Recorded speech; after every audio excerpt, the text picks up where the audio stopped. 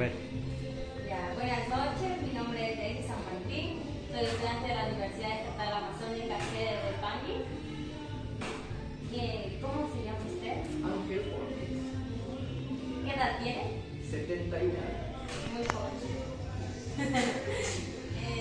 ¿Cuál es su profesión?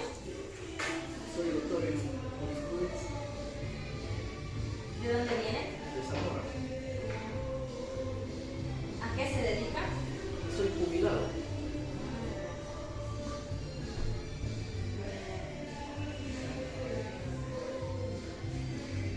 ¿Cuáles son las responsabilidades que tiene en su trabajo?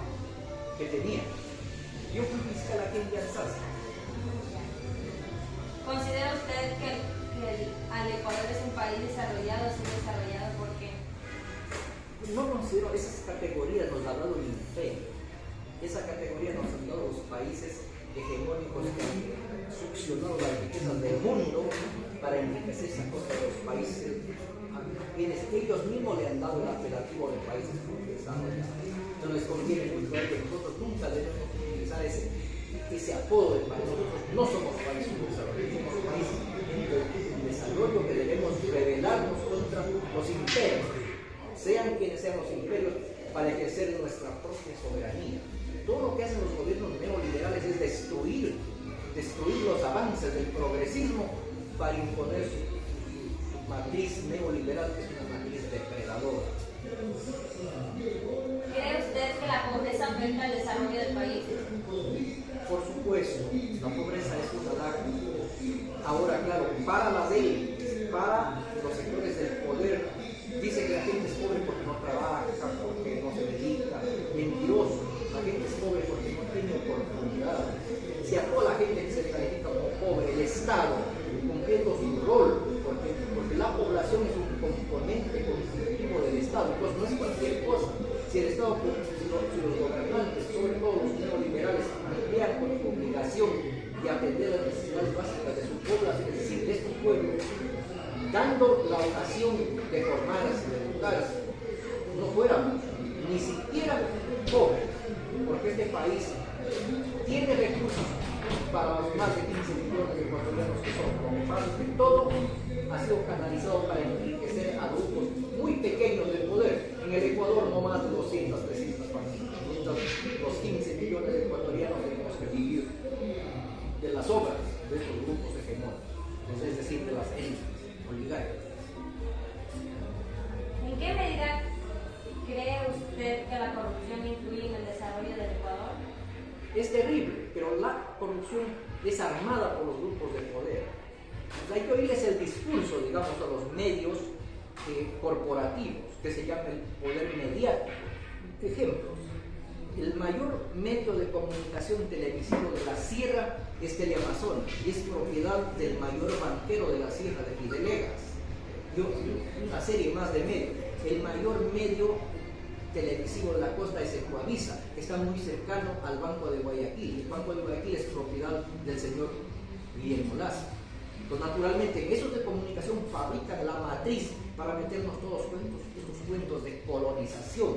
En esos medios nos están diciendo vote sí, lo mismo que la consulta mañosa de 2018, que es un disco indeseable de Moreno. Es decir, engañarle al pueblo, esa consulta fue tan mañosa como la de ahora, porque ni siquiera pasó el control de constitucionalidad que la Constitución manda para que se haga una consulta al pueblo. Esos son los mecanismos por los cuales los poderes internos, esos poderes que le digo que no están en más de 200, 300 familias en el Ecuador, unido al poder imperial de los Estados Unidos, es que tienen los países como están. Y esos son los que nos han dado la categoría de país desarrollado. No hay que hacerles caso. Por eso, jóvenes del alma, el mayor acto de rebeldía de los jóvenes debe ser educarse, formarse, capacitarse para vencer las teorías de dominación de las élites. ¿Por qué Ecuador sigue siendo un país desarrollado? ¿Subdesarrollado? Por lo que ya he dicho, por lo que 200 o 300 familias han dominado el poder político. Entonces, claro, ellos conducen a lo que les conviene, porque todos los negocios con los recursos, llámese oro, llámese petróleo, llámese banano, están en manos de las élites. Las familias de banqueros están concentradas en Quito y Guayaquil. Y la banca es la que más ha ganado.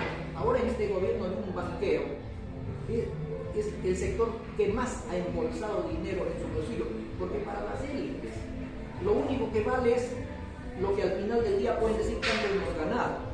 Para ellos no vale que haya buenos hospitales, no vale que haya buenas escuelas, no vale que haya universidades donde se formen los jóvenes. Eso no les importa porque ellos dicen que es un gasto social y que eso está aniquilando la economía del país. Entonces, para ellos, lo único que cuenta es que al final del día cuántos billetes pueden contar y embolsarse en el bolsillo. ¿A futuro cree usted que el Ecuador se convierta en un país desarrollado? Depende de quién tiene el poder, quién gobierna. Lo que pasa es que siempre las élites se dan maña porque tienen cooptado, las élites son el poder económico, pero detrás del poder económico entonces ya se sube el poder armado, es decir, tienen las armas y los generales para defender su proyecto. Y encima del poder político y el poder armado, también el poder religioso, que predica que hay que sufrir con paciencia en esta tierra para tener la gloria o el paraíso después de que se muere, lo cual es una blasfemia contra la dignidad del ser humano. País rico pero subdesarrollado. ¿Qué piensa de esta frase? Claro, es que sí, tenemos muchísimos recursos, estamos en la mitad del hemisferio, estamos en la zona ecuatorial.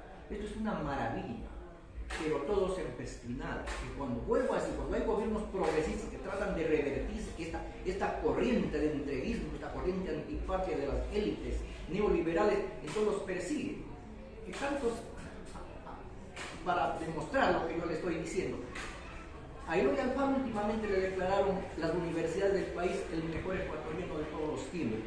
Sin embargo, en su tiempo, las élites, es decir, los patrones, las oligarquías, las cúpulas militares y eclesiásticas, no solo lo mataron, lo arrastraron 14 cuadras, lo arrastraron desde San Roque, donde está el penal García Moreno, hasta el Ejido, y le metieron fuego y lo quemaron. Arrastraron 14 cuadras.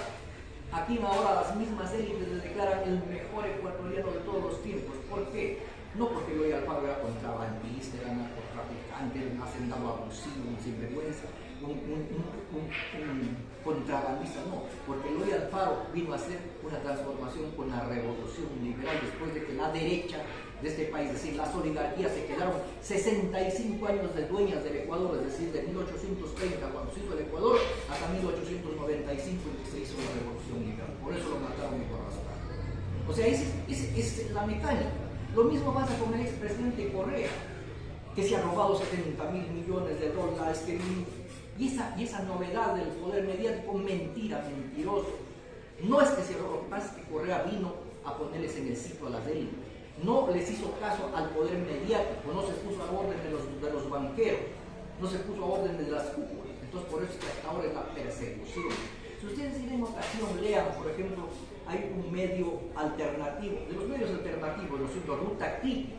Lean, hay análisis muy inteligentes y equilibrados para saber por dónde va la historia y por qué seguimos siendo países dominados por las élites locales y el imperio. ¿Qué debemos hacer para salir adelante? Vuelvo a repetir, lo que debemos hacer es lo que le dije. El mayor acto de rebeldía de los jóvenes, de ustedes, es estudiar para no dejarse engañar. Ya, muchas gracias por su tiempo para realizar la entrevista.